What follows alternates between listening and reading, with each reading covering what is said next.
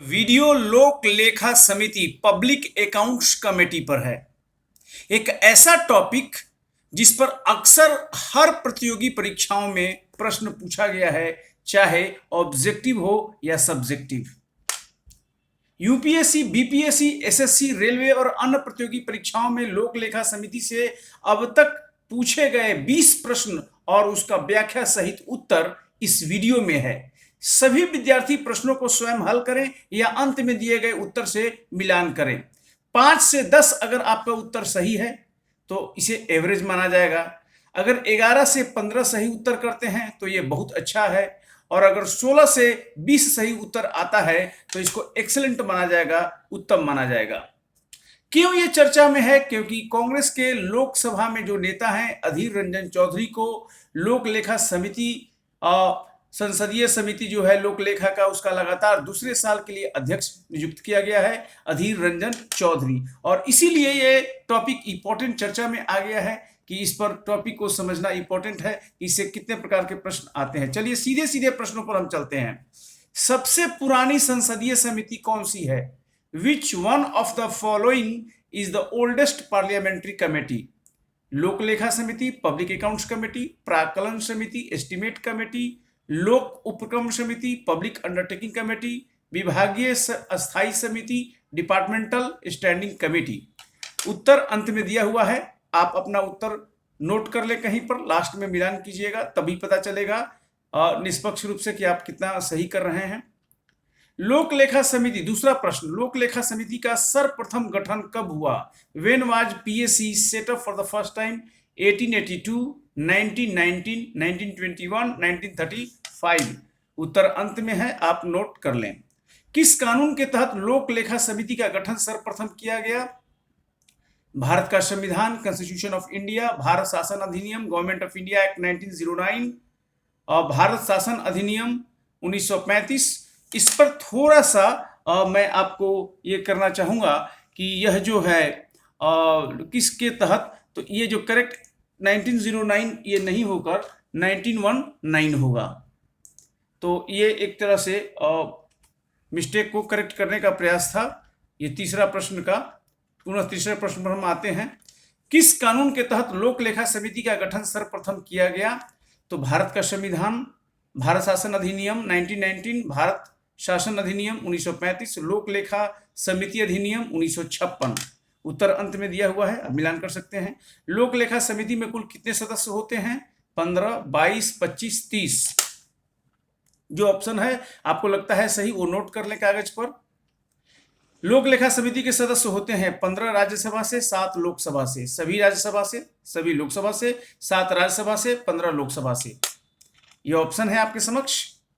लोक लेखा समिति के सदस्यों का कार्यकाल, टेन्योर कितने समय का होता है? 6 माह, 1 साल, 2 साल, कोई निश्चित कार्यकाल नहीं। लोक लेखा समिति के सदस्य कैसे निर्वाचित होते हैं? How do members of PSC are elected? समानुपातिक प्रतिनिधित्व, प्रोपोर्शनल रिप्रेजेंटेशन, एकल हस्तांतरणीय मत, सिंगल ट्रांसफरेबल वोट, राष्ट्रपति द्वारा मनोनीत। उपरोक्त ए और बी। जो सही उत्तर है उसको आप नोट कर सकते हैं। इस वीडियो को पॉज करके भी आप अधिक समय तक एक ही प्रश्न को देख सकते हैं, पॉज करके। किस वर्ष से पीएससी में 22 सदस्य होने की परंपरा शुरू हुई? 67, 74, 93, 2014। नोट कर लीजिए इस प्रश्न को, का उत्तर क्या होगा। आपको लास्ट में मिलान कर लेना होगा, ईमानदारी पूर्वक मिलान कर सकते हैं।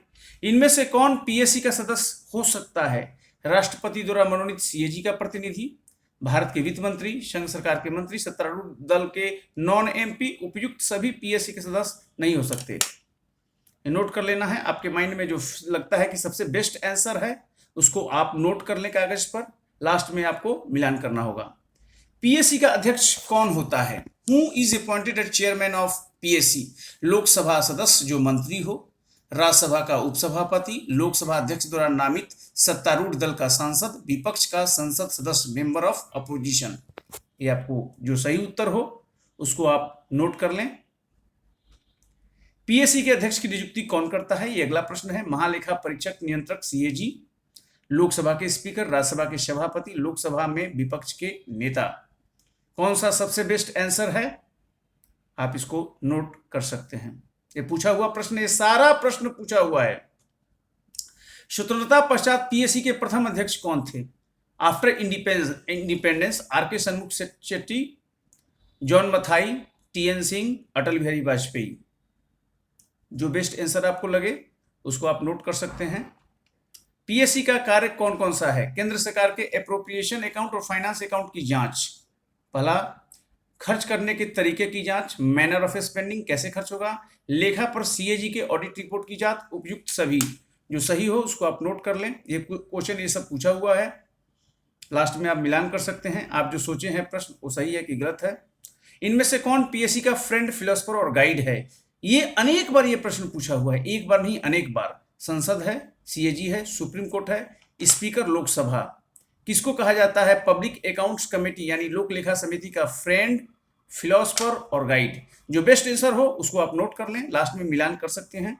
बहुत इंपॉर्टेंट प्रश्न है ये। पीएससी किसके प्रति रेस्पॉन्सिबल है, अकाउंटेबल है? ये प्रश्न इंपॉर्टेंट है। राष्ट्रपति, लोकसभा अध्यक्ष, संसद, सीएजी।